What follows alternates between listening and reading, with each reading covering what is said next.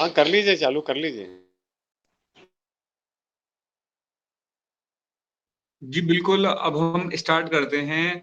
अब बुलाना चाहूंगा कोई भी गायत्री मंत्र अब कर दें, अब 3 बार। कोई अपनी इच्छा से आना चाहेंगे? मैं कर देती हूँ। हाँ हाँ, बिल्कुल बिल्कुल, क्या बिल्कुल, आप दीदी आप करिए। ठीक है। सत्संग के प्रारंभ में हम गायत्री माता को प्रणाम करते हुए सभी को भोले बाबा की जय, भोली मैया की जय, परम गुरु श्री महेंद्र महाराज की जय। गायत्री मंत्र मैं 3 बार करती हूँ, आप सब लोग भी अपने मन में कर लें। ओम भूर्भुवः स्वः तत्सवितुर्वरेण्यं भर्गो देवस्य धीमहि धियो यो नः प्रचोदयात्। ओम भूर्भुवः स्वः तत्सवितुर्वरेण्यं भर्गो देवस्य धीमहि धियो यो नः प्रचोदयात्। ओम भूर्भुवः स्वः तत्सवितुर्वरेण्यं भर्गो देवस्य धीमहि धियो यो नः प्रचोदयात्। भोले बाबा की जय। बिल्कुल। अब आपका कोई गणेश जी की वंदना करने के लिए कोई अपनी इच्छा से आ जाए आगे। गणेश वंदना।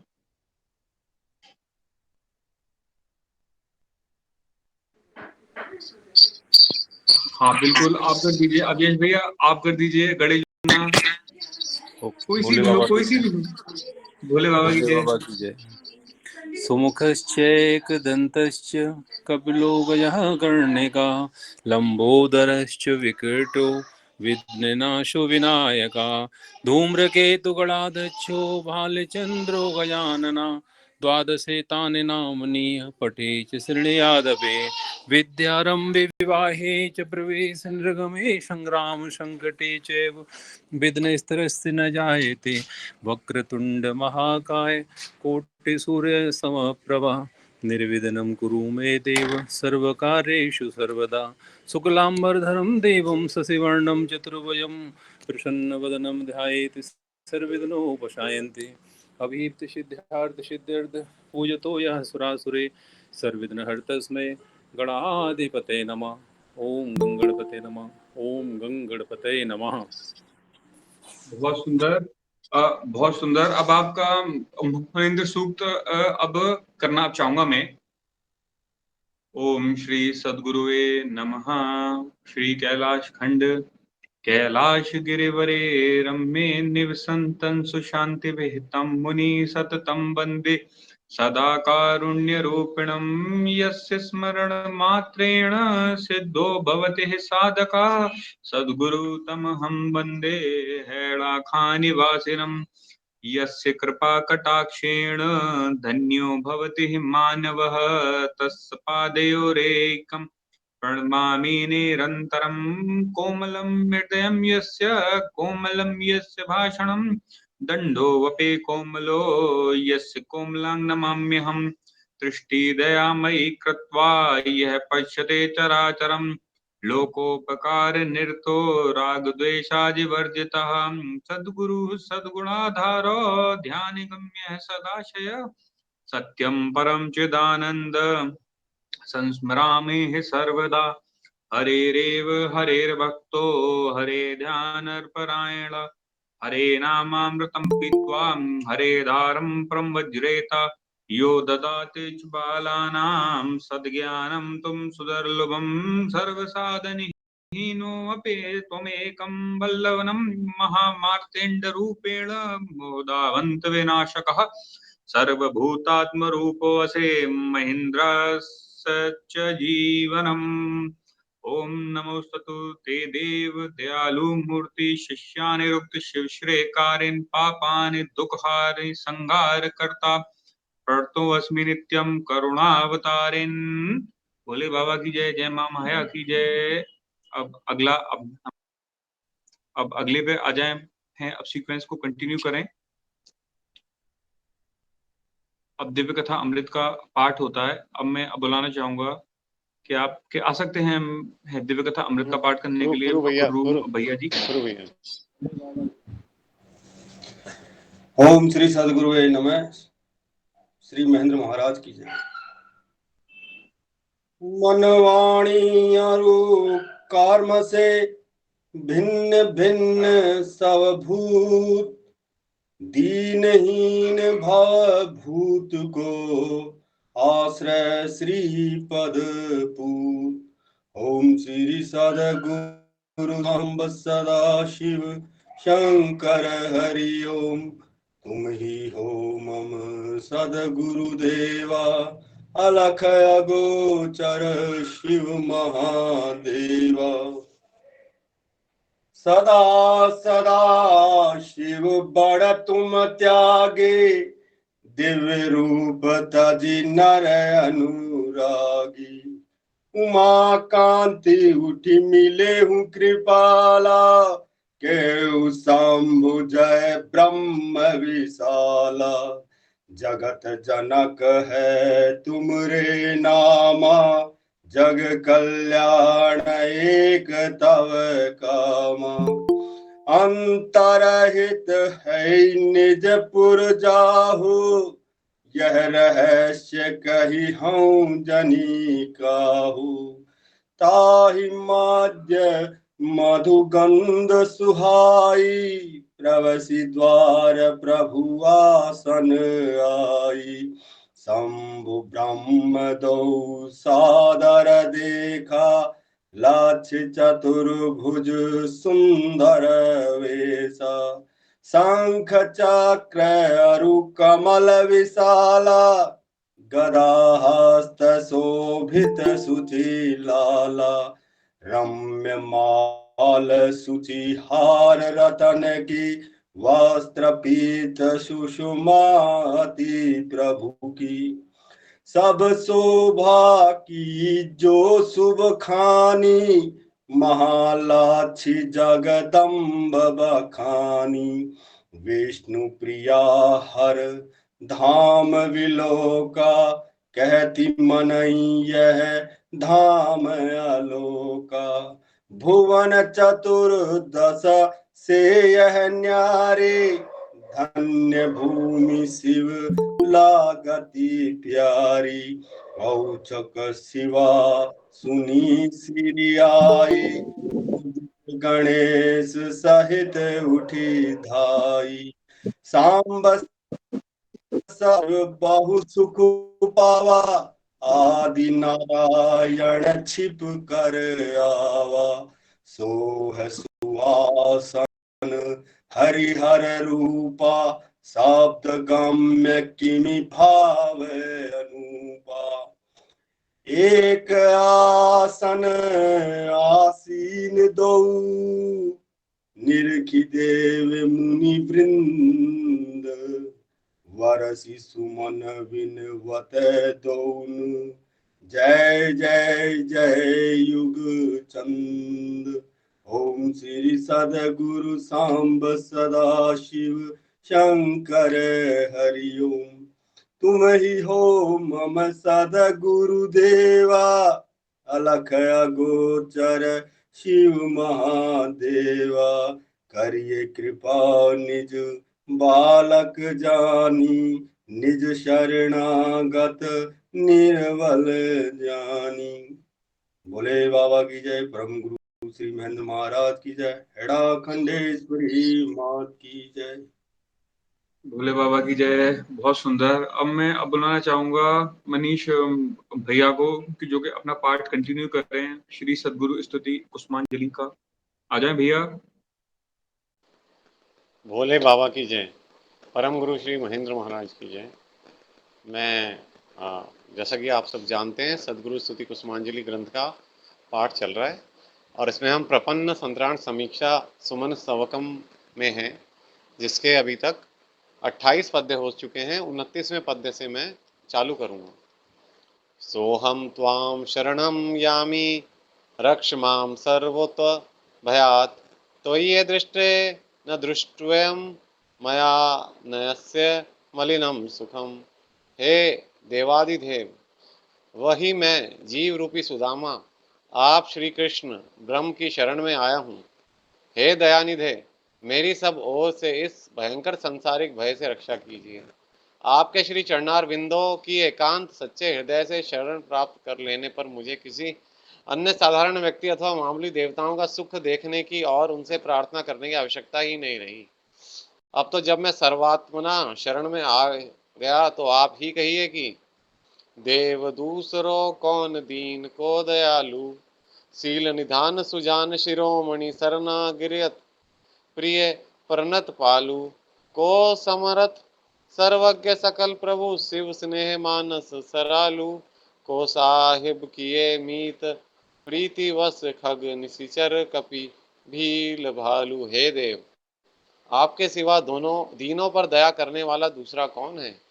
आप शील के भंडार, ज्ञानियों के शिरोमणि, शरणागतों के प्यारे और आश्रितों के रक्षक हैं। आपके समान समर्थ कौन है? आप सब जानने वाले हैं, सारे चराचर के स्वामी हैं और श्री शिव जी के प्रेम रूपी मानस सरोवर में विहर करने वाले हंस हैं। अतः अब तो अच्छा हूं या बुरा, पुण्यात्मा हूं अथवा पाप पुंज, जैसा हूं आपका हूं, आप ही मेरे रक्षक हैं। इस कारण मेरी रक्षा कीजिए, मेरा सर्वात्मना उद्धार कीजिए। चंद्र चंद्र कलान्वित शशिधर चंद्र प्रदचंद द्रक, सूर्य ससूर्य महर्ष्य, सूर्य निरत ससूर्य प्रभादायक, अग्निश्चवच अग्निबाण निरतो आग्नेय सृष्टिकरः, रवम वायुर्जल मेदिनीमय तनु पायत सदा शंकरः। हे अष्टमूर्ते सदाशिव, आप साक्षात चंद्रमा के स्वरूप हैं। चंद्रमा में जिस प्रकार शीतलता, आह्लादकता तथा प्रकाश है, यह सब आपकी ही कृपा का फल है। आप साक्षात चंद्र रूप हैं। एक बार श्री सिद्ध सिद्धेश्वर सदाशिव ने अल्मोड़ा मंडलागत भैलोंच निवासी एक झाड़ी में एक वैद्य को साक्षात चंद्र रूप में दर्शन प्रदान किया था तथा चंद्र कलान्वित है। चंद्रमा की कला को आमरण के रूप में मस्तक पर धारण करते हैं, इसलिए संसार आपको शशिधर नाम से व्यापिष्ट करता है। तथा चंद्र पद हैं, शीतल प्रकाशमान ज्ञान के प्रदाता हैं तथा चंद्र हक हैं, अर्थात आपके विराट रूप का वाम नेत्र चंद्रदेव है। श्री महाराज ने एक बार कृपा करके भलौच निवासी शास्त्री को, जो एक अच्छे वैद्य थे, उनको 18-19 वर्ष की अवस्था में चंद्रहक स्वरूप का 5 मिनट तक साक्षात दर्शन कराया था। ये दोनों साक्षात अनुभव इन दोनों महानुभावों की स्वयनुभूति थी जो इनके कृपा से प्राप्त हुई है। हे विश्वरूप, आप सूर्य स्वरूप हैं तथा सूर्य के अंदर तेज आपका ही साक्षात स्वरूप है, जिससे सूर्य संपूर्ण संसार को प्रकाशित करता हुआ अपने स्वरूप को भी प्रकाशित करता है। सूर्य में निरत है, यदा दित्ते प्रतपति तत्ते जी विद्धि माम मकम। सूर्य के मध्य जो आपका तेज विराजमान है, उसका ध्यान करने में निरत हैं तथा सूर्य को अपनी कृपा से प्रकाश प्रदान करने वाले हैं। आप स्वयं अग्नि रूप हैं, तभी तो पंचाग्नि तपस्या में अग्नि की जाज्वल्यमान चिता पर आपका हजारों स्त्री पुरुषों ने साक्षात अग्नि के रूप में आश्चर्यचकित नेत्रों से दर्शन करके जन्म सफल किया था तथा अग्नि बाण का प्रयोग करने में तत्पर हैं। लोगों को श्री सद्गुरुदेव के विषय में धारणा थी कि आप महाभारत काल के कोई महापुरुष हैं। अतः एक भक्त ने अग्निबाण के विषय में श्री महाराज जी से प्रश्न किया था कि वास्तव में अग्निबाण आग्नेय सृष्टि की वृष्टि करने में काम आता है, क्या यह सत्य है? श्री महाराज भक्तवत्सल और परमोदर ठहरे। मंद हास्य के साथ उन्होंने कहा कि एक तिनका लाओ। पास से वह एक साधारण तिनका लाया और तत्क्षण अभिमंत्रित करके श्री गुरुदेव ने उसे फेंका कि तुरंत वन में अग्नि की जीवन जो जल्यमान लपटें चारों ओर उठने लगी। तब भक्त ने व्याकुल होकर के प्रार्थना करने पर अपने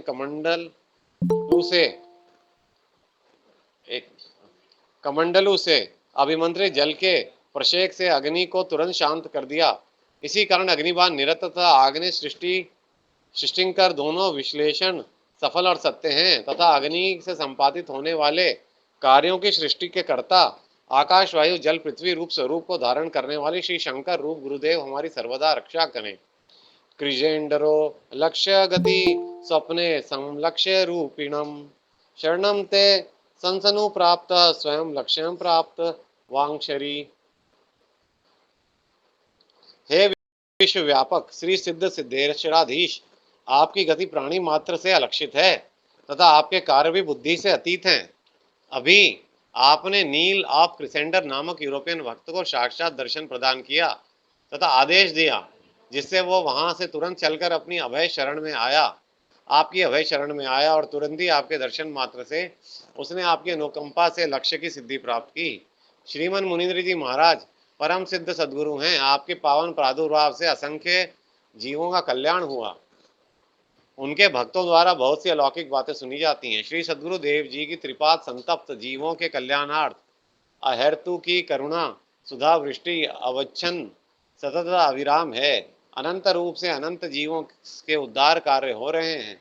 अभी थोड़े ही दिन पूर्व ही सर्वविदित सर्व सत्य घटना है। यद्यपि श्री महाराज जी 30 वर्ष से अंतर ध्यान है, परंतु कृपा करके भक्तों एवं श्रद्धालु साधकों को दर्शन देते ही रहते हैं। एक सुयोग्य यूरोपियन सज्जन थे जिनका नाम है श्री नील्स ऑफ क्रिसेंडर। ये स्वीडन देश के विश्व प्रसिद्ध अभिनेता, जर्मनी की सुप्रसिद्ध यूनिवर्सल फिल्म कंपनी के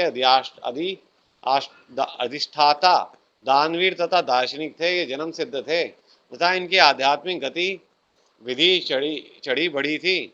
अमेरिका में जहाँ कुछ वर्षों तक निवास कर रहे थे, वहाँ इनकी बड़ी प्रतिष्ठा थी। इनके वचन सिद्ध वचन माने जाते थे। निरामिष भोजन करते थे।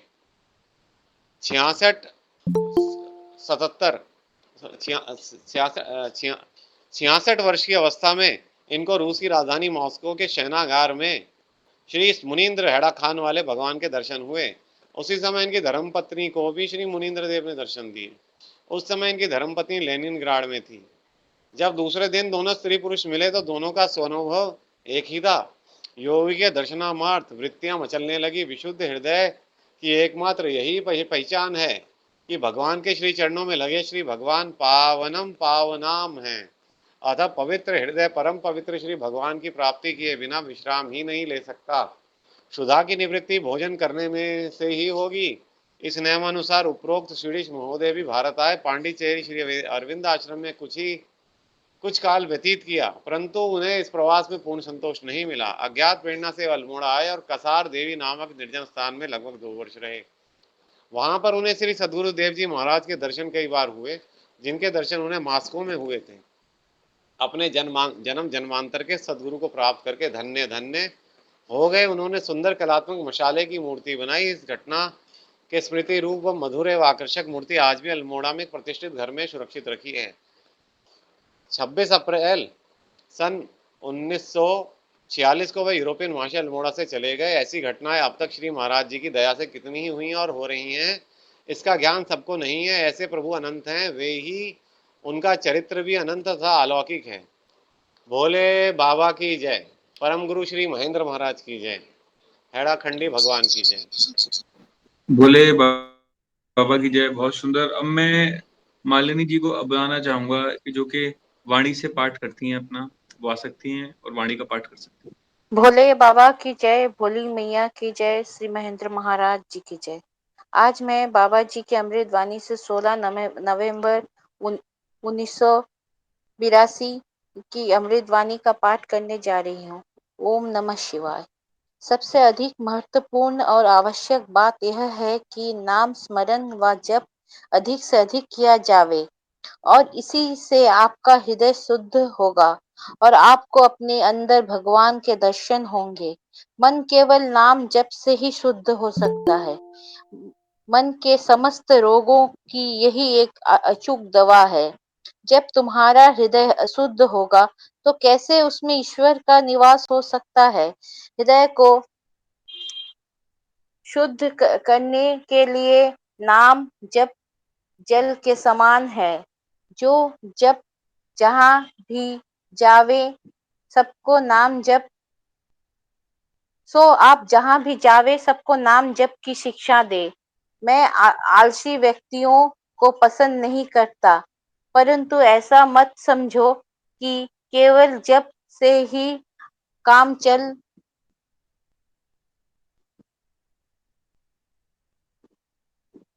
परंतु ऐसा मत समझो कि केवल जब से ही काम चल जाएगा। कर्म करना भी परम आवश्यक है। जप और कर्म साथ साथ चलने चाहिए। आप परमात्मा के लिए कर्म करने में तत्पर रहे, जैसे कि राजा जनक पूरे राज्य का प्रबंध करते थे और साथ ही साथ नाम जप भी करते रहते थे।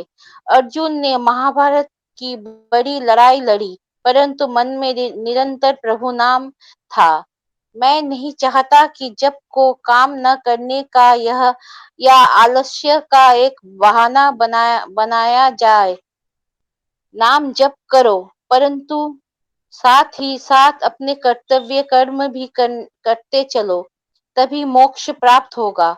मैं यह नहीं चाहता कि गड्ढे में जमा हुए कीचड़ की तरह हम प्रभु नाम के बहाने बैठे रहे, परंतु बहती हुई चमकती जलधारा के समान नाम स्मरण व कार्य साथ साथ करे। खूब मेहनत करो और कर्मठ बनो। मन को केंद्रित करके ध्यान के साथ प्रभु नाम निरंतर जपते रहो। हमको एक दूसरे के लिए हमेशा सद्भावना रखनी चाहिए। जब आप एक दूसरे के से मिले तो आपस में एक दूसरे से जब जय महामाया की कहकर स्वागत कीजिए। महामाया विश्व की महाशक्ति है। भोले बाबा की जय, भोली मैया की जय, श्री महेंद्र महाराज जी की जय। भोले बाबा की जय। क्या मुझे सब लोग सुन पा रहे हैं अच्छे से? मेरा आवाज क्लियर आ रहा है? हाँ जी, आज क्लियर है तो जी, आ रहा है जी जी, आ रहा बिल्कुल, है। जी बिल्कुल बिल्कुल ठीक है। तो अभी क्या भैया के सभी का माइक माइक आपका की म्यूट है? ठीक है जी, अब मैं आगे कंटिन्यू करता हूँ। ये देखिए, अभी सब लोगों को मालूम है ही, बट ये जो विषय अब लिया गया है आज, हैड़ा खान विश्व महाधाम की महिमा को लेके। तो इस पे जो भी मैंने थोड़ा बहुत पढ़ा, या जो भी इस मतलब बुद्धि के अंदर भगवान ने प्रेरणा दी, मैं उतना ही आज सबके सामने शेयर करूंगा। जब हम हेड़ा खान में जाते हैं, तो जब हम घुसते हैं, तो एक हमने बोर्ड बोर्ड देखा हुआ है लगा हुआ ऊपर, कि जिस पे ये लिखा गया तीर्थराज। तीर्थराज, और उस पे ये लिखा गया है बाबा मनसा फलेगी। ये मुझे किसी ने शेयर करा था वहां पे, कि ये बाबा के पुराने वाले वाले स्वरूप से लिंक है। मुझसे शेयर करा था, जो बाबा का पुराना स्वरूप है ना, ये आपका उससे लिंक है। वो जो बोर्ड है ना तीर्थराज, जब भगवान ने कह दी तीर्थराज, तो हमें किसी, ये बात तो, एक तो यार ऑडियो भी है इंटरनेट पे अवेलेबल, जिसमें कि बाबा कह रहे हैं कि ये फलाना आश्रम, वहां आश्रम, वहां, बोले कुछ नहीं है, जो है सो यहाँ पर है। और अब हम यार भागने को, तो हम फिश में कहीं पे भी यार भाग सकते हैं, ये मंदिर वो मंदिर, ये कुछ नहीं। मैं बड़ा स्पष्ट क्या बोलूंगा, शायद मेरी बातें कई लोगों को बुरी भी लग सकती हैं, बट इसमें बुरा लगने वाला कुछ नहीं है, सबका चॉइस है अपना अपना। लेकिन पर बाबा ने जब सब कुछ हमें एक जगह पे प्रोवाइड कर दिया है, आप देखिए, जब हम वहां पे, भैया कोई अपना माइक म्यूट कर ले प्लीज। जब जब वहां पे हम जाते हैं तो हम देखते हैं कि अष्टकोण का शिवालय है वहां पे, जो कि भगवान ने अपने हाथों से स्वयं स्वयं स्थापना करी है जिसकी। और फिर हम देखते हैं कि वहां पे माँ जगदम्बा की अष्टभुजा धुनी है, साक्षात अष्टभुजाओं का प्रतीक है। और उसमें अगर हम वाणी पढ़ें, तो उसमें बाबा जी ने ये बताया है कि जब राम भगवान यहाँ पे आए थे आपके, तो राम भगवान को माँ जगदम्बा ने इसी स्थान पे अब दिए थे, अष्टभुजा के रूप के साथ में। और फिर आप देखिए कि वहां पे, मैं बड़ा अब मेन पॉइंट पे आऊंगा। अभी अभी कि जैसा कि वाणी में मालिनी दीदी ने कहा कि बाबा जी ने बैठ के जप करना, यानी एक आलस को अपने अंदर लाने से मना करा है। ये मेरा प्रत्यक्ष अनुभव है, कई लोगों का भी अनुभव है। हेड़ा खान में जाके हम सबको सेवा करनी चाहिए। सेवा मतलब कर्मयोग, कर्म करते करते जब करना चाहिए। कि वहां पे मैं अपना अनुभव शेयर करूंगा, मैं 5-10 मिनट के लूंगा केवल। अगर किसी को कोई छो तो वो बीच में इंटरप्ट भी कर सकते हैं, इट्स ओके। एक मेरा एक वेस्टर्न से बात हुआ था शाम के समय पे, थोड़ा सा बैठ के, तो उन्होंने एक बड़ा मुझे प्यारा कॉन्सेप्ट क्या समझाया, कि उन्होंने कहा कि मुझसे किसी को कोई काम करने के लिए कहना नहीं पड़ता, मैं अपने आप काम करना स्टार्ट हो जाता हूँ, कर्म करना। और मैं देख रहा था वो वहां पे साफ सफाई करना, झाड़ू लेके एक 2-3 बार क्या सफाई करना। और मतलब उन्होंने ये कहा कि यार हम भगवान से मांगते रहेंगे, मांगते रहेंगे, मांगते रहेंगे, तो यार ऐसे यार कैसे यार, कब तक है ना काम चलेगा, बैलेंस हो जाएगा खराब। तो हमें हम चाहे हेड़ा खान 1 दिन रहें, चाहे 2 दिन रहें, चाहे 3 दिन रहें, चाहे हम अकेले हों, चाहे ग्रुप में हों, हमें वहाँ पे अवश्य कर्मयोग करना चाहिए। यानी जब करते-करते झाड़ू यार उठा लें, झाड़ू उठा लें, साफ-सफाई अब कर दें, पोंछा पोंछा लगा दें, गार्डन है उधर, इतने सारे काम है भाई, इतना बड़ा प्लेस है यार, किलोमीटर्स में है, तो हम कुछ ना कुछ कर्म तो हमारे लिए है ना। और वही हमें केवल और केवल हमें वहाँ से ऊर्जा क्या मिल सकती है, केवल भगवान से। और ये भगवान ने स्वयं कहा है कि हमें कर्म करना है वहाँ बैठ के। उन्होंने कहा है वाणी में, ये मैं कुछ अपनी ओर से नहीं कह रहा हूँ। बाबा ने पहले कहा है कि पहले कर्म योग है, कि बाकी सारे योग बाद में हैं। उन्होंने कहा है कि जिन्होंने पढ़ा है वो लोग इस चीज़ को अब समझेंगे। उन्होंने कहा है, उन्होंने किसी योग की नहीं करी मना, पर उन्होंने कहा है पहले पहले पहले कर्म योग करो अपना, जो उन्होंने कहा है जप करो, कर्म करो, और फिर तुम्हें क्या मिलता है समय, तो भाई फिर तुम्हारी इच्छा है भाई, भाई तुम्हें करना है कि जो भी। और आप देखिए कि वो भगवान का दिव्य दिव्य धाम है। और आप जो भी सेवा कर सकते हैं, ये मान लीजिए कंपनी कंपनी ना हमारा बाग है, गार्डन है, आप उसमें यार एक यार फूल लगा दें, पत्ता कुछ लगा दें, देखभाल कर दें, इंस्ट्रूमेंट कर दें, कुछ आर्ट सीखें नया, साफ-सफाई करें, क्योंकि वेस्टर्न लोगों का बहुत डिवोशन हाई है, बहुत ज़्यादा। और हम क्या है कि यार यहाँ भाग गए यार, यहाँ पहुँच गए, इस आश्रम, उस मंदिर, ये मंदिर, भाई कि ठीक है, कहीं पे जाने की कोई मना नहीं है। लेकिन यार जब भगवान मिल गए, मेरा बात हुआ था गौरहरी जी हैं आपके इन 9 मंदिरों पे। मैंने उनसे पूछा तो बस उन्होंने एक लाइन में आंसर दिया, 1 वर्ड दिया, आंसर दिया, कि मैंने ये पूछा साधन को लेके, तो उन्होंने मुझसे कहा कि ये देखो, भगवान मिल गए, इससे बड़ी चीज़ कोई नहीं होती। भगवान कि जिन्हें साक्षात मिल गए यार, बाबा क्या भगवान हैं। और इसके बाद भी हम कुछ यार क्या ढूँढ रहे हैं, तो यार यानी कि ये दिव्य कथा अमृत अमृत की जो लाइन है ना, कि खोजी मन नहीं शुद्ध हमारा, तो हमारा मन शुद्ध नहीं है बस। और वो हमारा जाप से ही अशुद्ध होगा। और मेरा गौर हरि जी ने ये कहा कि उन्होंने जो साधन कह दिया, सत्य सरलता, इसमें ये पकड़ो सरलता, वो तो शिव है ना, सरल है ना, बहुत बहुत सरल है। उन्होंने ये कहा कि उन्होंने जो साधन दिया है आज के समय में, कर्म करते करते ओम नमः शिवाय का, वो उन्होंने आज के युग के हिसाब से दिया है। आज के युग में आदमी बर्फ में नहीं रह सकता खड़ा, जल में डूब के नहीं रह सकता। और उन्होंने ऐसा कहा कि जो पुराना साधन था, मुश्किल वाला, लंबा वाला, हजारों वर्षों वाला, वो भी उन्होंने ही दिया है। अगर कोई भगवान को सरलता से प्राप्त नहीं करना चाहेगा, तो भगवान फिर कहते हैं, अच्छा तेरे को मुझे यदि टेढ़े मार्ग से ही प्राप्त करना है, तो भाई ओके चल, मुझे यार कर ले यार, प्राप्त कर ले, फिर मैं अब तुझे उसी से प्राप्त होऊंगा। भाई जो उन्होंने कहा है, उस चीज का अब विश्वास करें, अपनी सारी मन की इच्छाओं को सब त्याग दें, और केवल बाबा के श्री चरणों में ध्यान लगाया जाए, प्रार्थना की जाए कि उनसे कि बस। और यही है कि भाई जो भी करना है ना यार, कि अपना यार हेड़ा खान में करें, अपना कुंज भी है सांब, सदाशिव कुंज भी है, और आपका और भी है आपके, कि जहाँ जहाँ पे उनके धाम है, कि वहां वहां पे आप जो भी योगदान कर सकते हैं, कैसा भी योगदान कर सकते हैं, आप वो योगदान करें। और अगर मैंने कुछ इसमें गलत कह दिया हो तो भाई मुझे माफ करें। मैं एक लाइन बोलना चाहूंगा अब दिव्य कथा अमृत की।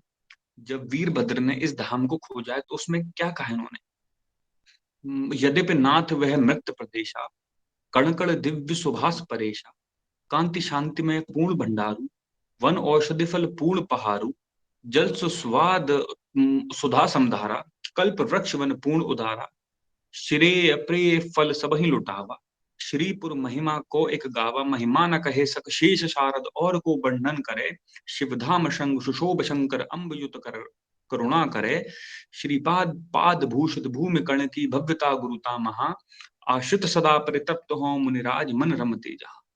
आप देखिए इसमें ना ये तो एक एक वर्ड इंपॉर्टेंट है, पर देखिए क्या लिखा है कि महिमा ना कहे सक शेष शारद, भाई जिस धाम की महिमा शेष नाग वर्णन नहीं कर सकते भाई, उसकी हम भाई साहब क्या बोल कह सकते हैं।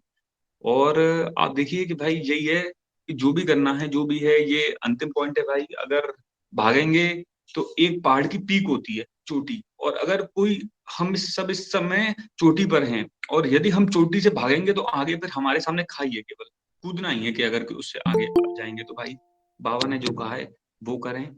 और भाई बस मैं यही कहूंगा, कुछ थोड़ा ज्यादा हो गया हो तो कि मुझे माफ करें। अब मैं मनीष भैया को अब बुलाना चाहूंगा, उन्होंने अपना हैंड रेज करा है, वो कुछ कह सकते हैं। भोले भोले बाबा बाबा की की जय। जय। मैं गोरखवाणी में से कुछ भगवान ने कहा है झाड़ाखान विश्व महाधाम के बारे में, तो मैं चाहूंगा कि आप सब लोग सुने। धान्यान अल्मोड़ा भारत 1/9/1976।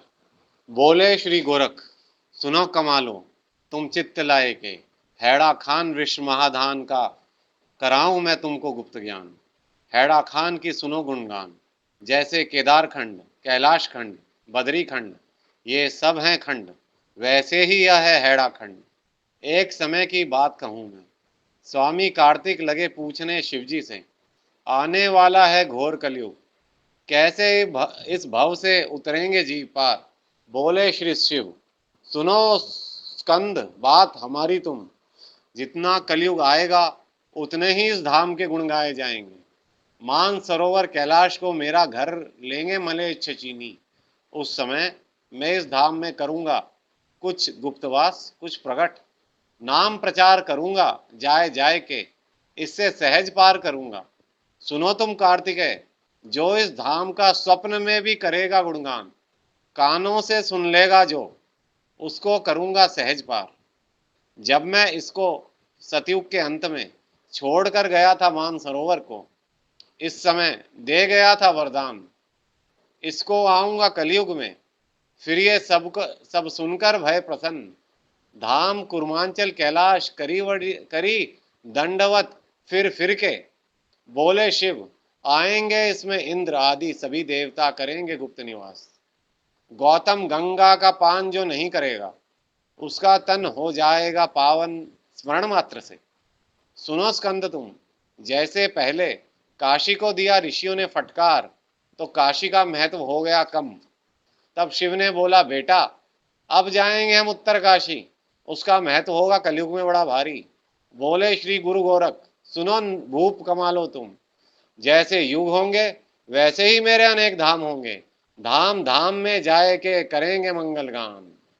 भोले बाबा की जय। बाकी और भी है पर वो फिर हैड़ा खान विश्व महाधाम से संबंधित नहीं है, तो मैंने सोचा मैं ये कुछ थोड़ा शेयर बोलूं? करूं। हाँ दीदी जी मैं बोलिए, भोले बाबा की जय। हाँ, भोले बाबा की जय। मैं एक जगह पे यूट्यूब में एक दिन सुन रही थी कि बाबा जी कहते थे कि यहाँ यहाँ पर सब जहाँ पर हैराखान महाधाम है, आसपास में बहुत मतलब बहुत उतने गरीब लोग भी बसते हुए हैं। तो यहाँ पर वहाँ हैराखान महाधाम अगर कोई जाए तो चारों धाम की पुण्य उसे मिल जाएगा। वो वहाँ उसमें चारों धाम समाये हुए हैं हैराखान महाधाम में। मैंने यह सुना है, मैंने यूट्यूब में एक जगह सुन रही थी। बाबा जी बोले हैं कि हैराखान महाधाम में चारों धाम की पुण्य लाभ हो जाएगा, उसमें चारों धाम की महिमा है, ये मैंने जी सुना है। नहीं नहीं नहीं, बिल्कुल आपने सही सुना है। वहां पे बोर्ड पे तीर्थराज लिखा गया है, तीर्थराज, तीर्थों का राजा। उसमें उसमें चारों धाम नहीं, क्या जितने भी विश्व में धाम हैं उन सभी का पुण्य पुण्य पुण्य के उसके के अंदर है।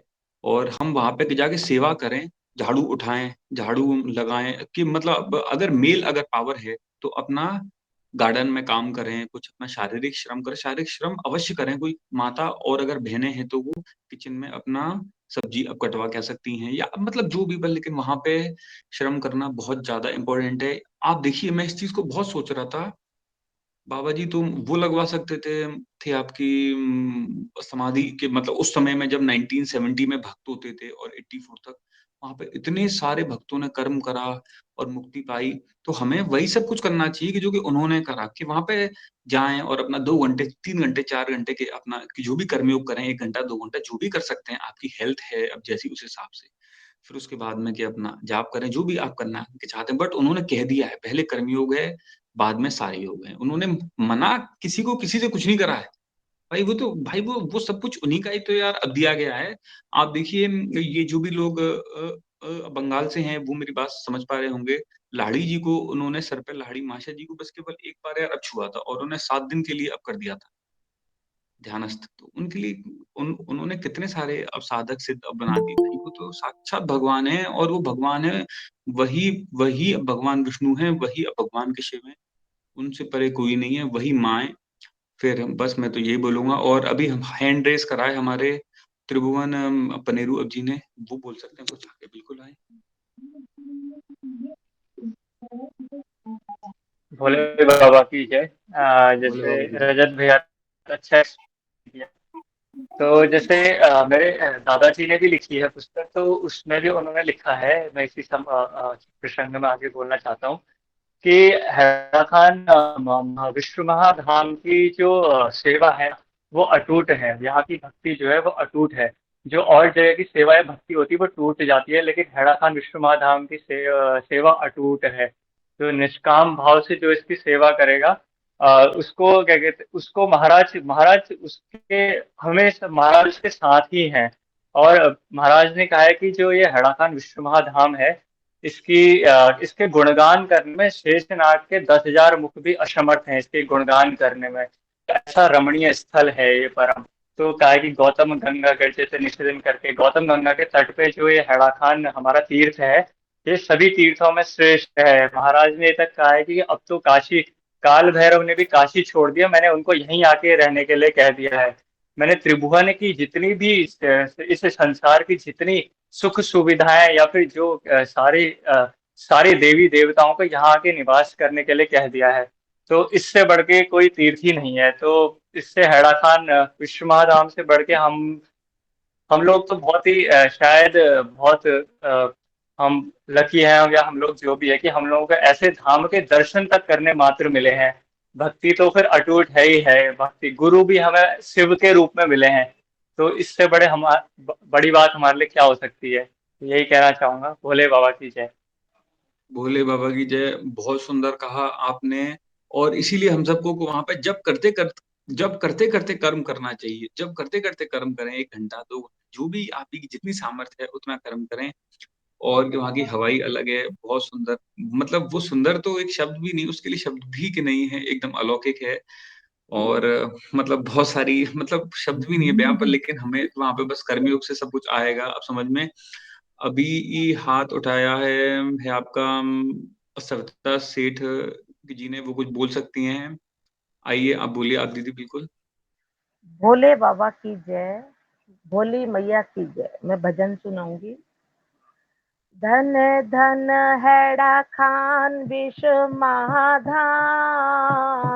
तेरी रज को देवता तरस रहे।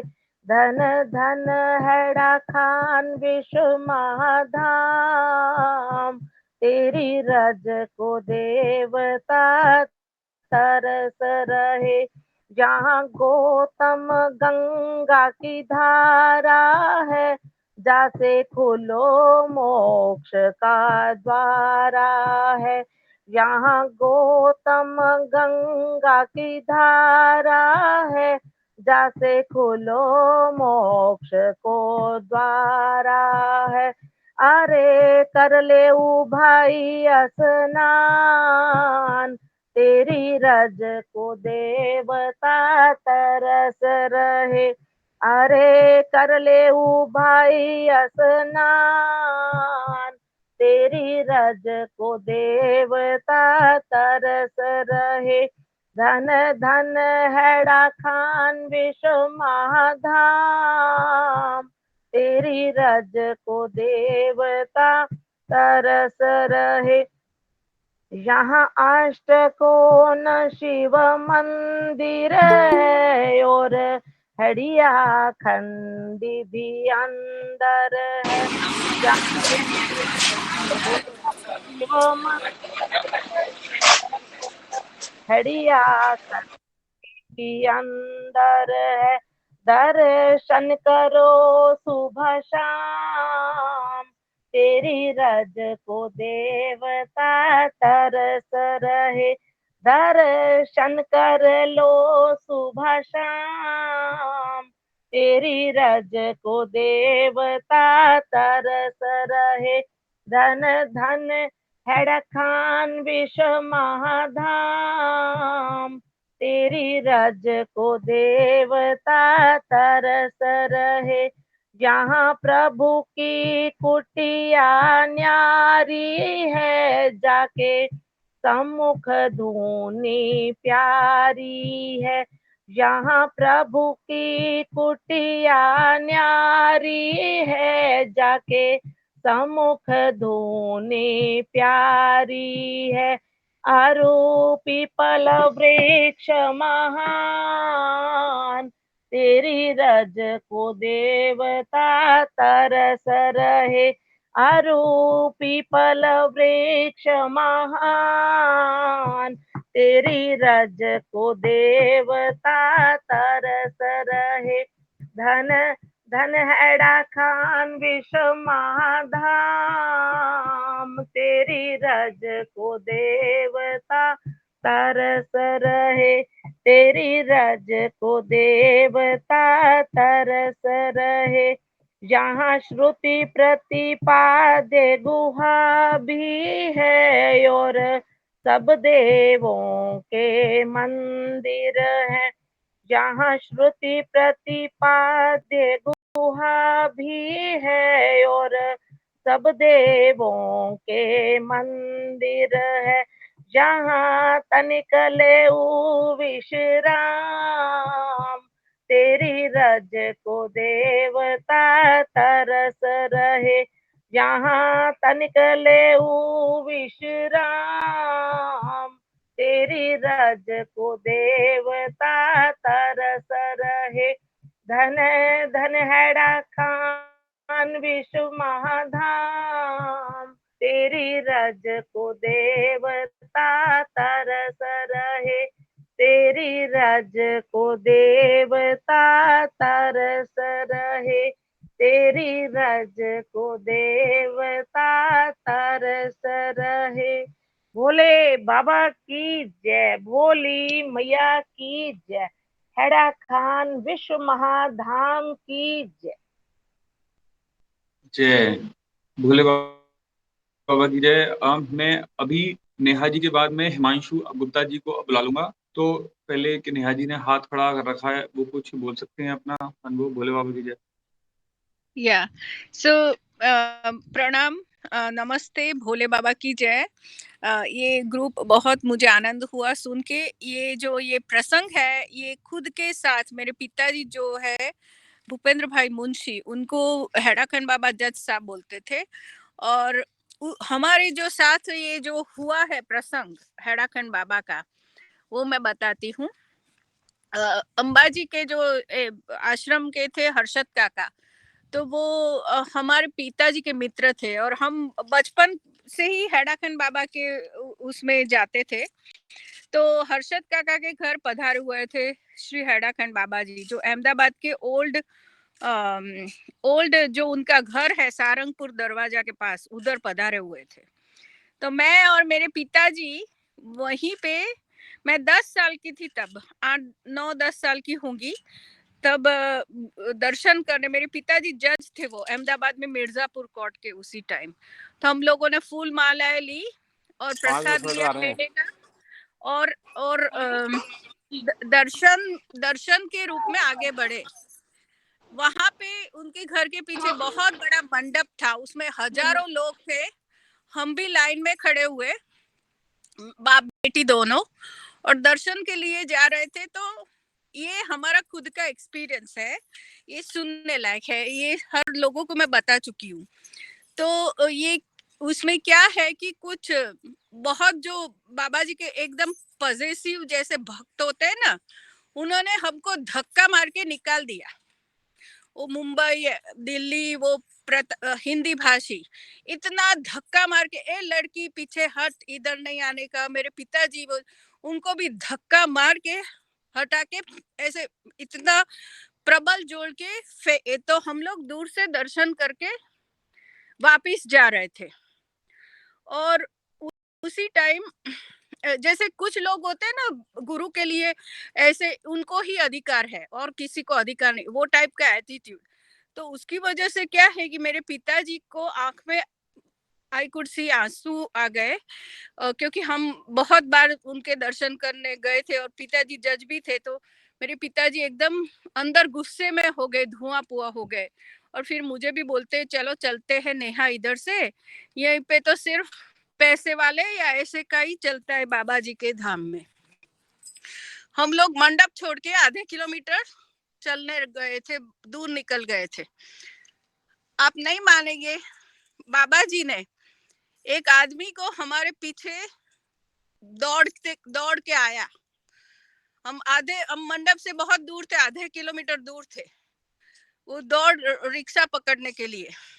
तो ये आदमी आया और मेरे पिताजी को बोल रहे हैं कि आपको श्री हैड़ाखंड बाबा बुला रहे। और तो फिर हम दोनों को फिर से वापस मंडप में अंदर लेके गए। फिर हम हमारे एकदम आगे जहाँ पे बाबा जी विराजमान थे, सिंहासन जैसा बनाया था उधर, वहां पे हम गए। बाबा जी को हार पहनाया, प्रसाद दिया। फिर बाबा जी ने मेरे पिताजी को क्या बोला कान में, जज साहब इधर कोई बड़ा नहीं कोई छोटा नहीं, और आपको मेरे पास आने से कोई रोक नहीं सकता। ये हैड़ाखंड बाबा का खुद का सुना है हुआ एक्सपीरियंस है। और उसके बाद पिताजी ने हार पहनाया और प्रसाद दिया। बाबा जी ने पिताजी को हार वो माला सब पहनाई स्फटिक की, मुझे गोदी में बिठाया बाबा जी ने। मैं 9-10 साल की थी। फिर काफी भक्तों को ऐसे लगा कि इतनी बड़ी लड़की गोदी में बैठी है, तो निकालने का मुझे बहुत ट्राई किया गोदी से। बाबा जी के बिटिया रानी को बैठने दो। 1 घंटे तक, जब तक लाइन खत्म नहीं हुई, मुझे गोदी में बिठाया हैड़ाखंड बाबा ने। उसके बाद कितनी मालाएं, वो हार पहनाए, प्रसाद दी, चॉकलेट दी, एप्पल दी, पता नहीं क्या क्या दिया। उसके बाद क्या हुआ, एकदम से कोई भक्त ने उनको चांदी का नेकलेस दिया हुआ था उनके गले में। बाबा जी ने निकाला वो अपने गले से नेकलेस और मेरे गले में डाला। आज भी है मेरे पास। और फिर चुंदड़ी पहनाया मुझे।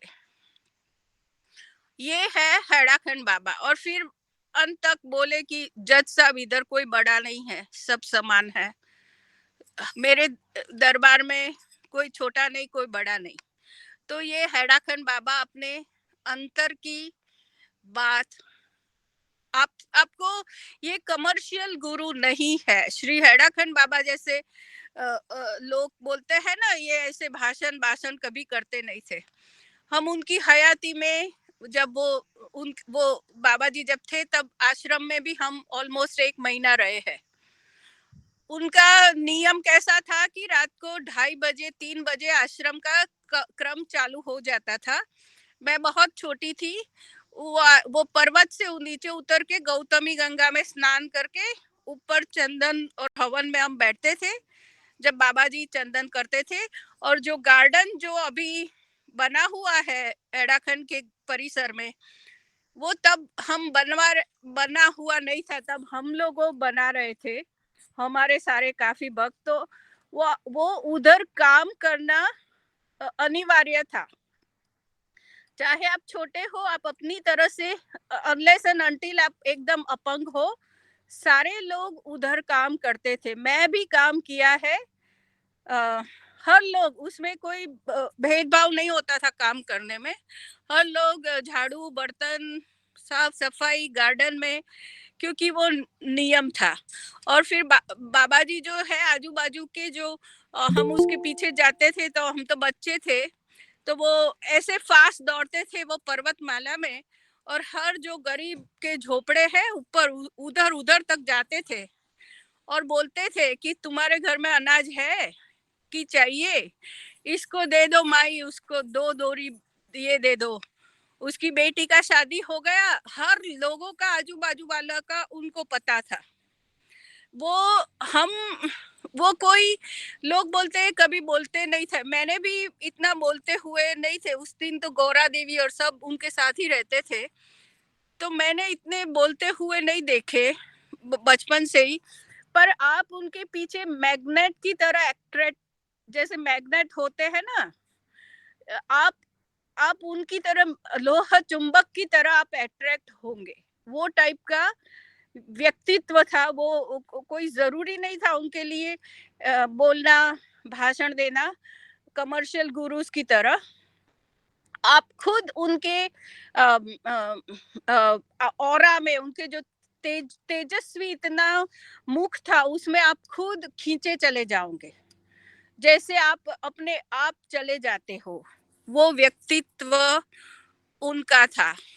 ये हेड़ाखंड बाबा जो थे वो ये, और मेरे पिताजी के जो बड़े भाई थे वो 55 साल हिमालय में रहे थे। भास्कर स्वामी उनका नाम था। वो साधु हो गए थे और उन्होंने हमें बोला कि ये जो है महाअवतार बाबा जी है। क्योंकि मेरे पिताजी का जो पर्सनल लाइफ था वो डिवोर्स हो गए थे, तो बहुत दुखी थे। तो उन्होंने बोला कि आप इनसे इनके पीछे जाओ, ये आपका कल्याण कर देंगे। तो हम तो हमारे कुटुंब में बाबा जी और हेड़ाखंड बाबा महेंद्र महाराज के अलावा कोई है ही नहीं। उनके बहुत ही कृपा है। और दूसरा एक प्रसंग बताती हूँ मैं, जो मुझे हर्षद काका ने बताया। ये आप सब सुन के चकाचौंध हो जाएंगे।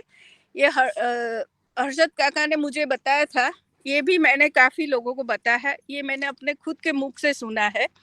अंबाजी आश्रम के पास एक कोटेश्वर महादेव करके जगह है।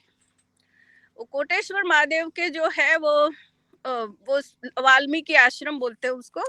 उनके जो साधु थे, वो साधु जो महाराज थे, और हम बचपन से उनके, जब हमारे तो माता पिता का मैरिज स्वीकार्य नहीं था, तो हमारा बचपन आश्रम में ही गुजरा। तो इसीलिए सारे आश्रम आजू बाजू वाले हमारे फैमिली जैसे थे। तो ये जब हम कोटेश्वर महादेव में बचपन में गई थी पिताजी के साथ, तो मैंने एक प्रश्न पूछा महाराज को कि आप हेड़ाखंड बाबा को कैसे जानते हैं। तो उन्होंने ये जवाब दिया कि उनका हेड़ाखंड बाबा से साक्षात्कार कैसे हुआ था। तो वो साक्षात्कार ऐसे हुआ था कि ये जो गुरु पूर्णिमा आ रही है, गुरु पूर्णिमा, उसी दिन ये महाराज, उनके बड़े महाराज, उनके भी गुरु और एक चेला, 3 लोग वृंदावन में थे उसी टाइम गुरु पूर्णिमा में। तो ये उसके जो बड़े गुरु महाराज है ना, वो गुरु के भी गुरु, उन्होंने बोला, क्योंकि उनकी परंपरागत होती है उन लोगों के गुरु प्रथा। तो जो बड़े गुरु होते हैं उसके बाद गुरु, ऐसा होता है उन लोगों में। तो ये जो तो वो जब गए वृंदावन में, तो उनका जो चेला था वो बड़े गुरु को बोला कि क्या आप ही मेरे गुरु है क्या? ऐसे वैसे लोगों को हेड़ाखंड बाबा कभी बोलते नहीं है, किस टाइप के है, कभी क्रिया योग ऐसे किसी को देते नहीं है, कभी तो मैंने उनका कोई भाषण नहीं सुना है, आप ऐसे ऐसे लोगों के पास लेके आते मुझे। ऐसे चेला बोला, गुरु को चेला बोला ऐसे। तो फिर वो महाराज बोले कि तुम जो भी है, तुम्हारा मैं पूरा निवारण कर देता हूँ। तुम हेड़ाखंड बाबा क्या है वो तुम्हें मालूम नहीं है, इसलिए तुम अज्ञानता में ये बोल रहे हो। तो फिर भी चेला ने जिद की कि ले जाओ मुझे। ऐसे तो बोले मुझे तो हेड़ाखंड बाबा के दर्शन करने हैं, गुरु ने बोला। तो चेला बोले कि चलो चलते, अगर आप कंपलसरी बोल रहे तो मुझे आना पड़ेगा। तो जो वृंदावन का आश्रम है जहाँ पे बाबा जी का और महेंद्र महाराज की प्रतिष्ठा हुई है, प्राण प्रतिष्ठा, तो वो पहले दिन वो गुरु पूर्णिमा हुई, बाद में साधु भंडारा हुआ। उसके बाद जो हेड़ाखंड बाबा तो थोड़े एक दिन रुके हुए थे, तो गुरु ने परमिशन ली, ये जो कोटेश्वर महाराज के जो गुरु जी थे उन्होंने परमिशन ली कि मुझे हेड़ाखंड बाबा से मिलना है। तो बोले कि हाँ आप दोपहर को आओ, ऐसा बोला है बाबा जी ने, दोपहर को आओ। तो फिर ये गुरु चेले दोनों वहां पे जो महाराज थे, पता नहीं शायद अब वो नहीं है, पुजारी महाराज। तो पुजारी महाराज को पूछा कि गुरु जी है, तो वो बोले कि अभी वो कर रहे पूजा, पता नहीं हेड़ाखंड बाबा अंदर। तो उन्होंने बोला है कि आप 1:30 बजे अंदर आइए, ऐसे कुछ टाइम दिया। तो ये गुरु चेला 1:30 बजे अंदर गए रूम में। वो जो गादी बैठते हैं ना, उसके अंदर बाबा जी का रूम है, वो वृंदावन आश्रम है। तो ये दोनों गुरु चेला गए। दिस इज अ फैक्ट, मुझे उनके मुंह से सुनने को मिला है कि जब वो रूम में गए तब बाबा जी, हेड़ाखंड बाबा की बात कर रही हूँ, उसका एक हाथ सेपरेट, दूसरा हाथ सेपरेट, उनका धड़ सेपरेट, उनका हेड सेपरेट, उनका एक पाँव सेपरेट, उनका दूसरा पाँव सेपरेट, और कोई ब्लड बर्ड ऐसा नहीं, पर वो सब अंग एकदम विभिन्न विभिन्न दिशा में ऐसे पड़े हुए थे।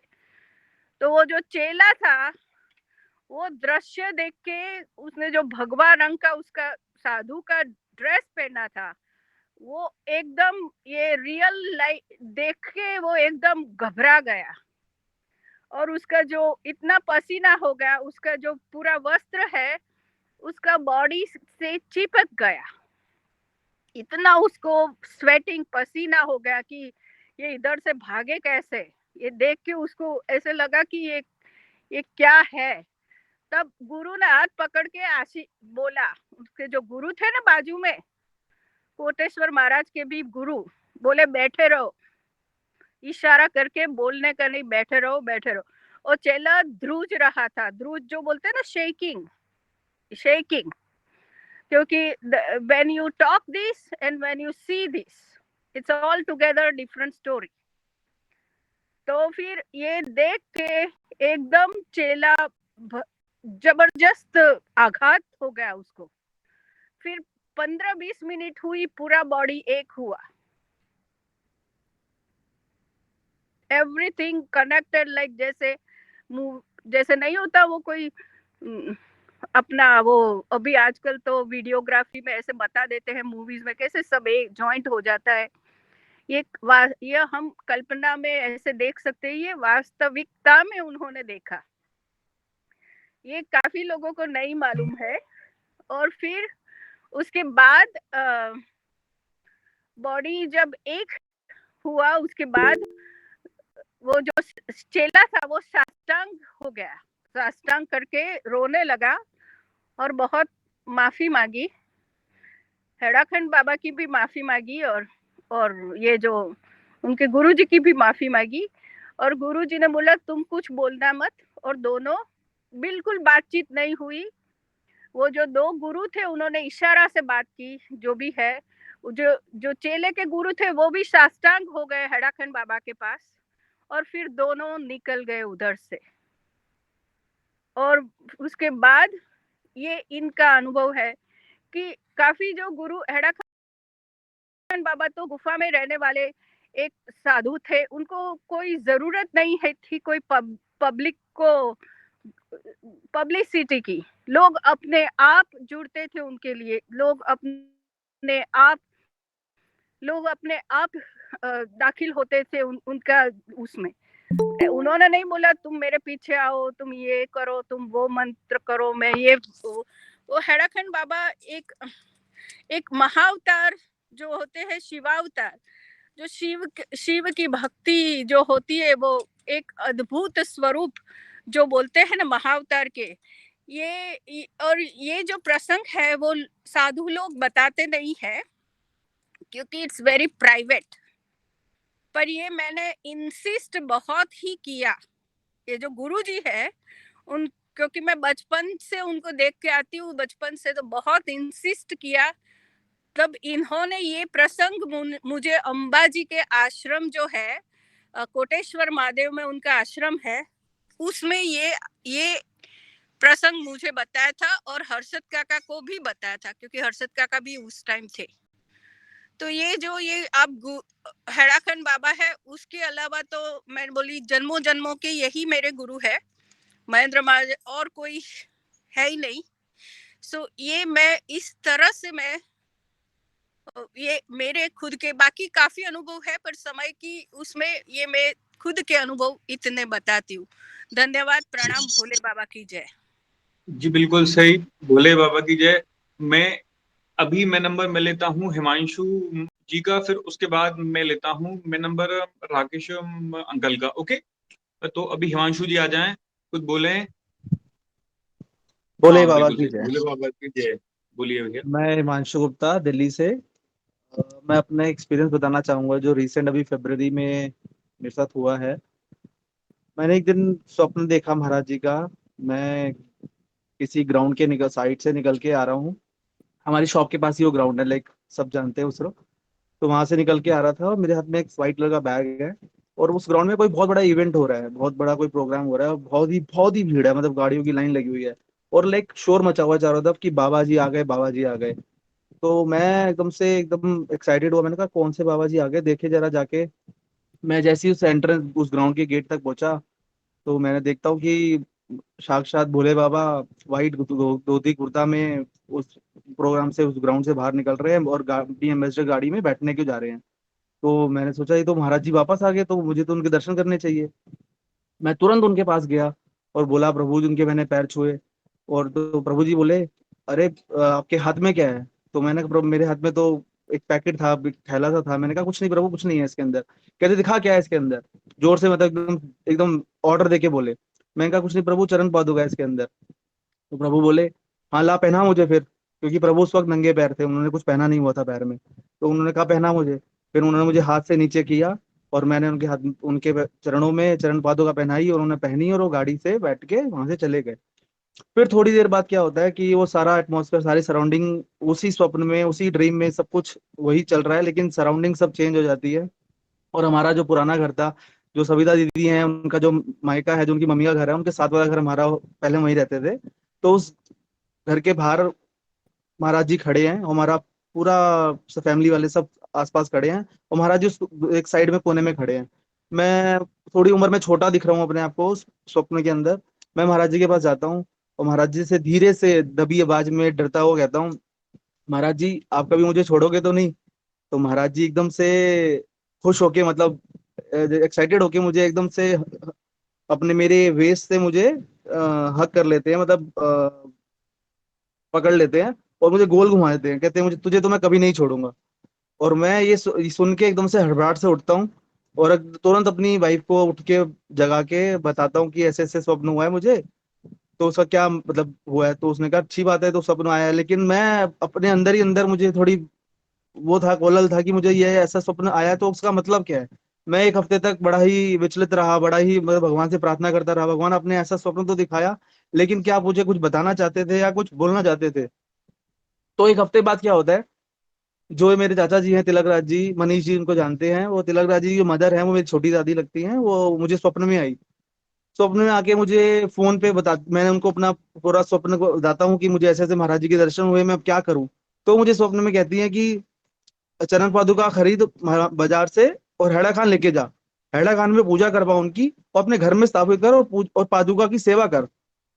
मैंने उठा, फिर मैंने अपने अगले दिन अपनी वाइफ को बताया कि ऐसे ऐसे मुझे स्वप्न हुआ है, ऐसे ऐसे दादी ने बताया है। तो कहते जाओ अब दादी से पूछ के आओ।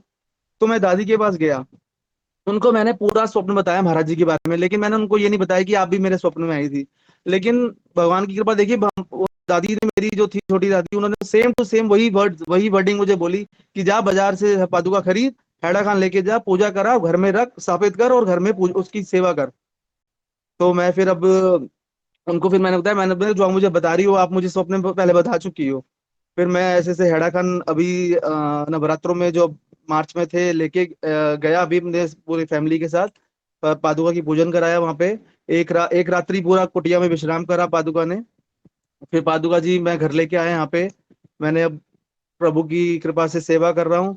बस मेरी अब यही प्रार्थना है महाराज जी से, यही कि बस जितनी आपने कृपा दी करी है, जिसके मैं लायक था, पता नहीं था या नहीं था, तो बस उसके लिए मुझे उस सार बनाए रखना, उस तरह कोई त्रुटि हो जाए मुझे उसके लायक बनाए रखना कि मैं आपकी सेवा करता रहूं, और कुछ से कभी मुझे कोई मुझसे भूल चूक हो जाए मुझे माफ करना। तो बस मैं आपसे बताना चाहता था, मैंने ये एक्सपीरियंस इस ग्रुप में भी शेयर करा था, पता नहीं किसी ने पढ़ा तो शायद पढ़ा हो या ना पढ़ा हो, बस मैं अपना ये आपको बताना चाहता था आज। भोले बाबा की जय। भोले बाबा की जय। बहुत सुंदर एक्सपीरियंस है भैया आपका। और ये देखिए ये तो कृपा है।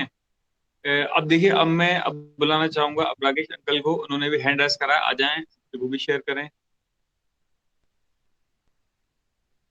जी बिल्कुल जी, आ सकते हैं आप माइक म्यूट कर लें। त्र्यंबक,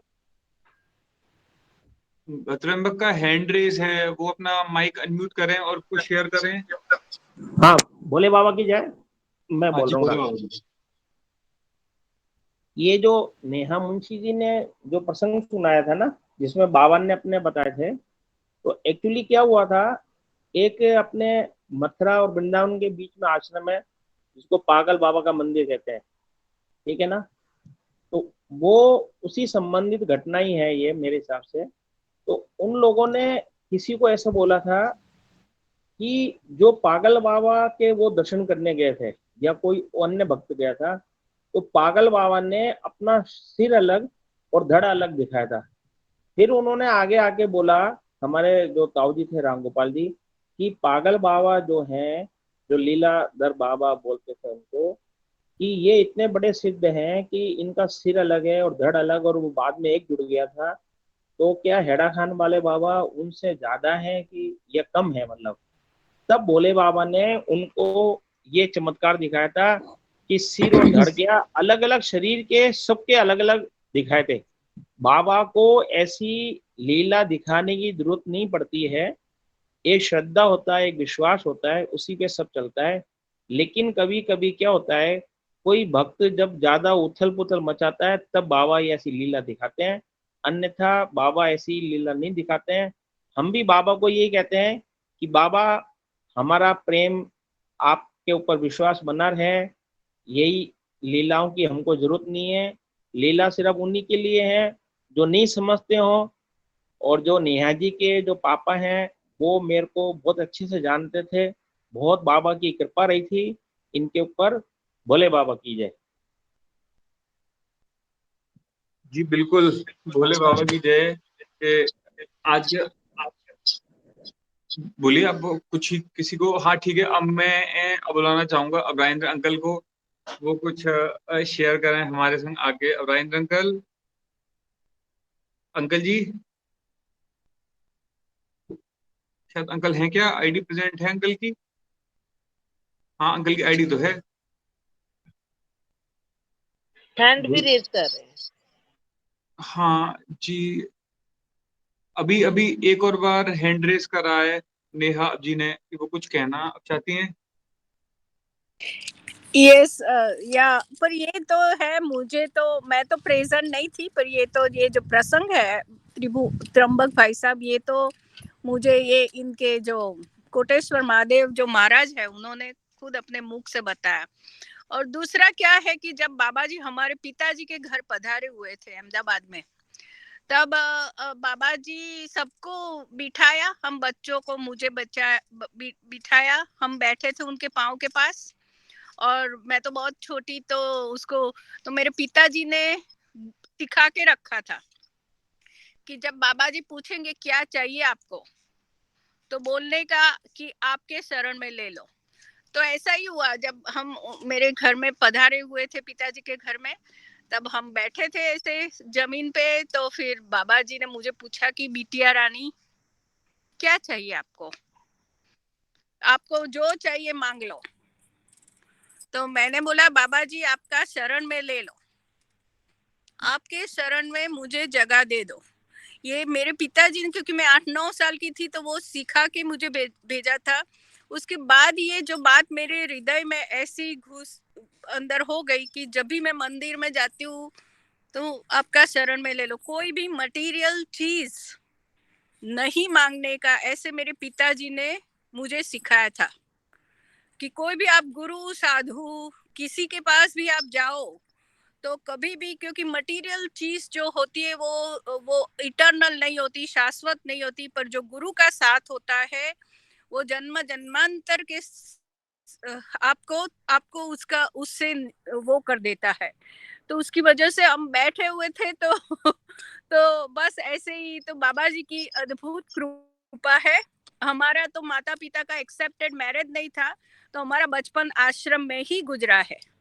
हम कोई नाना नानी दादा दादी मासा मासी चाचा चाची किसी के घर गए नहीं, किसी को जानते भी नहीं थे। हम सिर्फ एक ही लोग को जानते थे, वो हैडाखंड आश्रम, और वही हमारा फैमिली थे। तो उसके जो लोग वो जो होते थे उनको ही हम चाचा मामा दादा ऐसे बोलते थे। So this is how my childhood grew up. This is my childhood was in Hadakhand ashram. मैं तो देखिए हाँ, आप बोलिए आप बोलिए। सो ये मैं बताना चाहती हूँ कि ये मेरे खुद की आंखों से ये दर्शन है बाबा जी के, और वो खुद को मैं चाहती हूँ कि काफी जो हम बहुत सारे गुरु के पास जाते हैं, पर जो रियल गुरु होते हैं उनको बोलने की भी जरूरत नहीं होती और आपका साक्षात्कार हो जाता है। वो है that is the strength of the power of the spirituality. नहीं, बहुत सुंदर। मैं गया ना हेड़ाखान अभी कुछ दिन पहले, और जब मैं गया ना, जब मैंने पैर रखा ना उधर, मतलब घुसने से पहले 2 किलोमीटर पहले से ही ऐसा इतना प्यारा फील हो रहा था, और वहां पे पैर रखते ही ना, मतलब अंदर घुसते ही बस ये लगा कि अब सारी इच्छाएं खत्म। अब मतलब ये एक जो याद आती है ना बाबा जी को, हम सब लोग मिस करते हैं। एक वहां जाके मिस नहीं ना अब करते, जब हम किसी के पास आ जाते हैं तो हम उसे याद नहीं करते हैं ना, क्योंकि जब हम दूर होते हैं तो हम हमेशा हमेशा हम याद करते हैं, उनका प्रेजेंस हमेशा फील होता है। तो वो एक गुलाब की सी खुशबू सी आती है उनकी कुटिया से, चंदन जब लगता है ना, एक गुलाब की जैसी खुशबू सी की होती है, और जब हम उसके बाहर बैठ जाते हैं चेयर पे तो वो खुशबू आती है, पेड़ में से भी खुशबू आती है। और कभी कभार जब हम हेड़ा खान में कुछ हम कर्मियों कर रहे होते हैं या कुछ अच्छा, जब हमारा बहुत अच्छा लग रहा होता है, तो वो खुशबू एकदम से पास में से बह के निकल अब जाती है। तो यही है, प्रेजेंस है उनका हर जगह पे। और अब उन्हें मतलब हम ढूंढे शरीर में ये कि ठीक है, ये किसी का एक पर्सनल हो सकता है, पर लेकिन कि वो तो हर जगह पर है। वो तो पेड़ में भी है, पत्तों के अंदर भी है, उधर वो तो हर जगह पर है। और एक मेरा बड़ा, मैं वहां पे गया ना, मैं शेयर करता हूँ, पुरानी खेत गया ना मैं, चिलियन हौला आश्रम।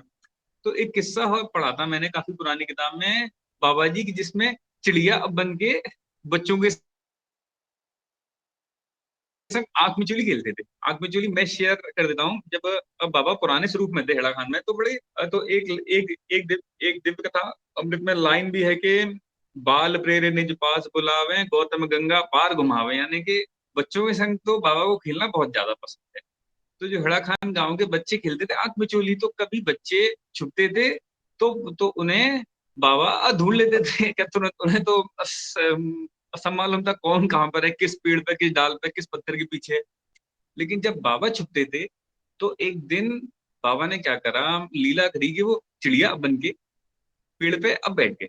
अब बच्चे ढूंढते रहे, सुबह से शाम हो गई, और जब बच्चों को नहीं मिले बाबा, तो तब गांव वाले भी अब ढूंढने लगे, और सब लोग यार अब रोने लगे कि अब बाबा कहाँ गए, अब बाबा कहाँ गए। अब बाबा कभी किस है ना पेड़ से आवाज दें, किसी कभी किस पेड़ से आवाज दें, तो सब लोग परेशान हो गए, सबने ना प्रार्थना करी अब बाबा से अंत में, और अब बाबा के वापस प्रकट हो गए। तो जब चिड़िया नौला में जब मैं गया, मैंने देखा जो मंदिर है अंदर, उसमें बाबा के लिए जो जल रहता है ना, जल और प्रसाद, या जो जब हमें तिलक लगता है तो जो चावल के दाने हो जाते हैं फर्श पर पड़े, चिड़िया आती थी उड़ती हुई खूब सारी अंदर, 2 3 4, और वो जल पीती थी और फिर वो दाने भी यार खा लेती थी प्रसाद के।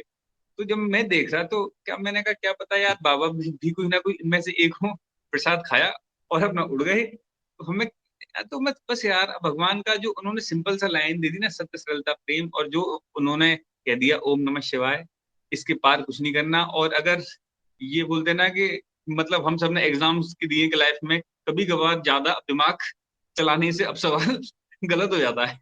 तो इसलिए भाई मैं अब बुलाना चाहूंगा अब राजेंद्र अंकल को। अंकल हैं अब राजेंद्र अंकल ग्वालियर से।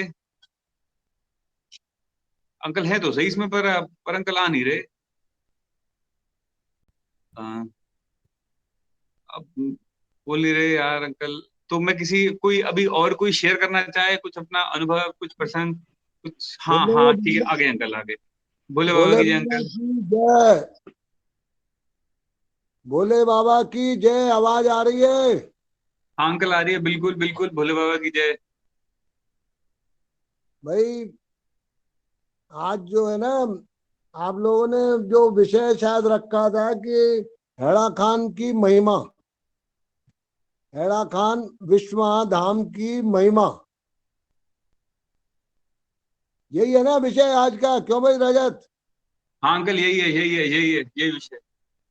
अब तुम तो लेटेस्ट अभी हेड़ा खान से होके आए हो, तो हाँ तुमको अंकल। भी प्रत्यक्ष अनुभव है। जितने भी लोग इस समय सत्संग में शामिल हैं, वो सभी मेरे समझ से तो भाई नहीं भी शामिल है, वो भी जो भी भगवान के साथ कभी भी किसी भी समय जुड़ गया, मतलब वो जुड़ा नहीं है, ये तो भगवान का और उन सब आत्माओं का, शरीरों का, मनुष्यों का जन्म जन्मों का संबंध है। ये जितने भी यहाँ बैठे हैं, ये कोई भी नया नहीं है, कोई भी अलग नहीं है।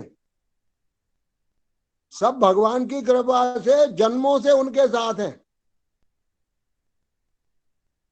बाबा जो दिव्य कथामृत की बात करते हैं, लिखा है ना, मुनि मन खींच रहे जन कोऊ, जन्मांतर कर प्रिय जन सोऊ।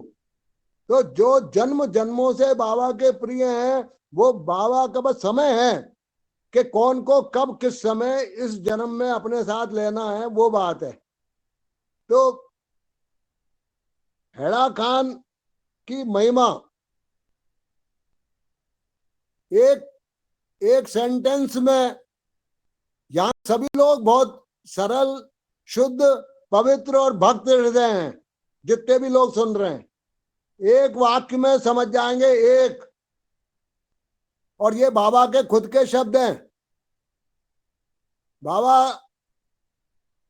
कुछ बात हो रही थी कि महाराज वहां गए थे, हाँ गए थे, वहां गए थे, हाँ गए थे, हाँ गए थे। थोड़ी देर बाद बोले बाबा स्वयं हेड़ा खान की बात है ये।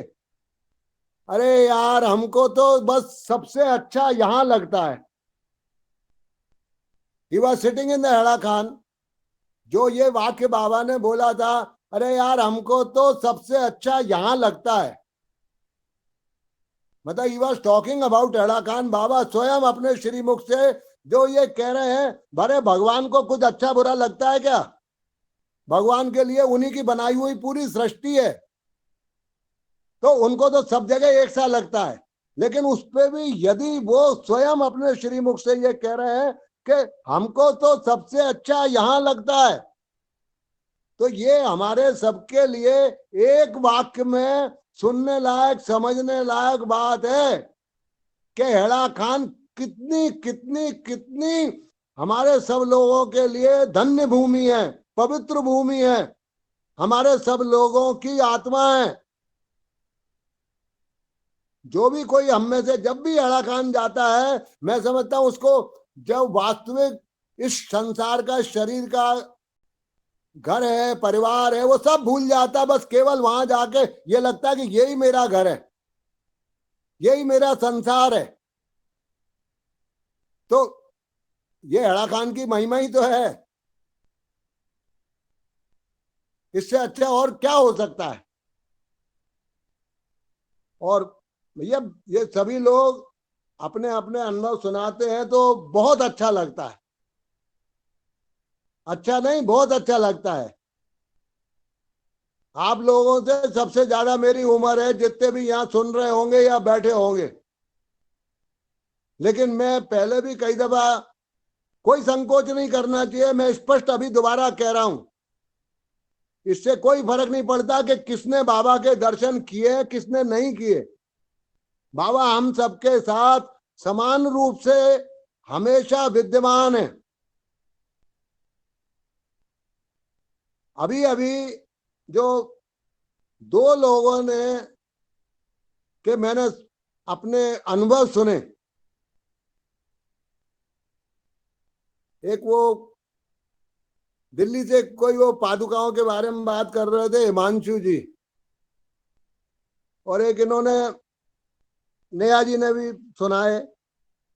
मैं इनको भी थोड़ा सा भगवान की कृपा से कहिए, इनके पिताजी की वजह से कहिए, इन लोगों को बचपन से जानता हूं, दोनों बहनों को। इनके पिताजी के साथ मेरा भी अच्छा समय गुजरा है, चिट्ठी पत्री भी हम लोग एक दूसरे को लिखते रहते थे। और अभी कुछ दिन पहले एक दिन वहां से इनसे, जहां अमेरिका में ये हैं, वहां से बात भी हुई थी।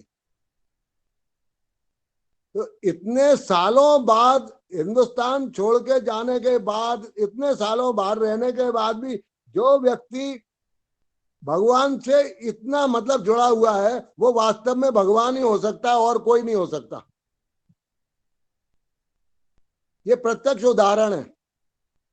और जो पादुकाओं का इन्होंने उदाहरण दिया, ये बाबा के स्वयं के शरीर धारण करने के समय, मतलब 1970 और 84 के बीच की बात है। ये मेरे पास भी भगवान की दया से कहिए, कृपा से कहिए, बाबा की 2 चरण पादुकाएं हैं। अभी समय नहीं है, मैं फिर कभी पूरा उसका वृतांत पहले शायद बता चुका हूं, दोबारा कभी अगर कोई चाहेगा सुनना तो बता दूंगा। या मेरा नंबर है, जिसको वास्तव में इच्छा है वो पर्सनली कभी भी फोन करके मुझसे पूछ सकता है। तो भगवान तो जिसको जो भी देना चाहते हैं उसको किसी ना किसी रूप में स्वयं रास्ता भी दिखा देते हैं, दर्शन भी दे देते हैं, मार्ग भी बता देते हैं। बस यही है, समय कम है, टाइम हो रहा है। अगर अपन समय से समापन करें, ऐसा बहुत लोगों की इच्छा है और वो सही भी है। तो अब अगर समापन की ओर चले, भोले बाबा की जय। जी बिल्कुल सही, भोले बाबा की जय। बस मैं एक लाइन ये बोलूंगा कि जो भी है कि वहां पर ही है, हेड़ा खान में सब कुछ है। बाबा ने ये भी कहा है कि वहां पे सभी देवी देवता सब निवास करते हैं, सब कुछ है उधर, सब कुछ। और आप ये देखिए, बाबा ही भगवान विष्णु हैं, बाबा ही शिव हैं, बाबा ही माँ है। मतलब कि उनके अलावा एक दिव्य कथा अमृत में लाइन भी आती है हमारी कि सर्व देव में है देह तुम्हारी। बस और यही है कि फिर बस ये है कि मेरा तो यही है कि प्रार्थना है कि हम सब का जो भी मन है बाबा के चरणों में ही रहे, लगा रहे, और बस एक ही स्थान पे रहे मन। बस यही है, भोले बाबा की जय। अब हम ओम नमः शिवाय का संकीर्तन अब करते हैं और फिर समापन अब करते हैं। आ जाएं कोई भैया, ओम नमः शिवाय का जाप कर दें आके। कोई भी आ सकता है कि जिसका मन करे अच्छे से। ठीक है, ये भैया कुलदीप भैया ने हैंड रेज कर दिया, आ जाएं कि वो कर दें ओम नमः शिवाय का संकीर्तन। भोले बाबा की जय। आवाज आ रही है मेरी? हाँ बिल्कुल बिल्कुल। ओम नमः शिवाय, ओम नमः शिवाय, ओम नमः शिवाय नमः ओम। ओम नमः शिवाय, ओम नमः शिवाय, ओम नमः शिवाय नमः ओम। ओम नमः शिवाय, ओम नमः शिवाय, ओम नमः शिवाय नमः ओम। ओम नमः शिवाय, ओम नमः शिवाय, ओम नमः शिवाय नमः ओम। ओम नमः शिवाय, ओम नमः शिवाय, ओम नमः शिवाय नमः ओम। ओम नमः शिवाय, ओम नमः शिवाय, ओम नमः शिवाय नमः ओम। हरे हरे हरे हरे हरे हरे शंकर, हरे हरे हरे हरे हरे हरे शंकर, नमः शिवाय नमः ओम हरिया खंडी, नमः शिवाय नमः ओम हरिया खंडी, हरे हरे हरे हरे हरे हरे शंकर, हरे हरे हरे हरे हरे हरे शंकर, नमः शिवाय नमः ओम हरिया खंडी, नमः शिवाय नमः ओम हरिया खंडी, सुख कर दुख हर सुख कर शंकर, सुख कर दुख हर सुख कर शंकर, नमः शिवाय नमः ओम हरिया खंडी, नमः शिवाय नमः ओम हरिया खंडी, हरिया खंडी हरिया खंडी हरिया खंडी हरिया खंडी हरिया खंडी हरिया खंडी हरिया खंडी हरिया खंडी, नमः शिवाय नमः ओम हरिया खंडी, नमः शिवाय नमः ओम हरिया खंडी, जय गौरी शंकर जय विश्वनाथ, जय पार्वती पति भोलेनाथ, जय गौरी शंकर जय विश्वनाथ, जय पार्वती पति भोलेनाथ, भोलेनाथ भोलेनाथ भोलेनाथ भोलेनाथ, जय पार्वती पति भोलेनाथ, बाबा जय पार्वती पति भोलेनाथ, हर हर अमरनाथ गंगे, काशी विश्वनाथ गंगे, हर हर महादेव शंभु, काशी विश्वनाथ गंगे। बोले बाबा की जय। अब राकेश अंकल शांति पाठ। ओम सेनावतु सेनो भुनक्तु सेवीर्यं कर्वावहे तेजस्विनावधीतमस्तु मा विद्विषावहे। ओम शांति शांति शांति। ओम पूर्णमिदः पूर्णमिदं पूर्णात् पूर्णमुदच्यते पूर्णस्य पूर्णमुदाय पूर्णमेवावशिष्यते। ओम शांति शांति शांति। बोलो श्री अड़िया खंडी भगवान की जय। जय। परम गुरु श्री महेंद्र महाराज की जय। जय। बोले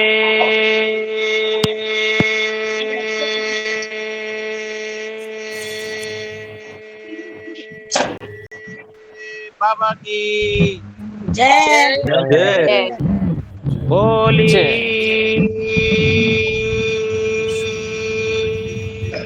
मैया की जय। जय। जय। जय श्री महाप्रभु जी की जय। जय श्री महामाया की जय। जय। काशी विश्वनाथ श्री अड़िया खंडी भगवान की जय। जय। काशी पुरादीनाथ श्री काल भैरव की जय। जय। बजरंग बली की जय। जय हो। सनातन धर्म की जय। जय हो। धर्म की जय हो। अधर्म का नाश नाश हो। प्राणियों नाश हो। में भावना हो। सद्भावना हो। विश्व का कल्याण हो। गोमी गंगे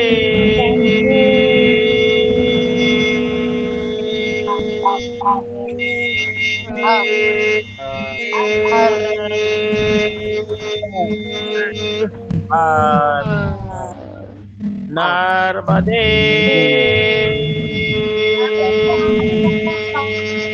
आवाज बंद कर देती हूँ।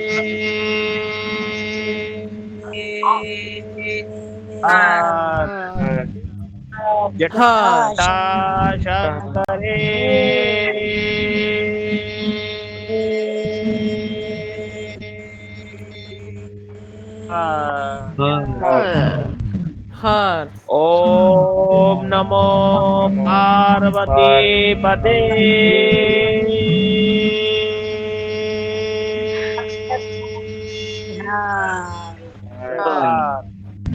हर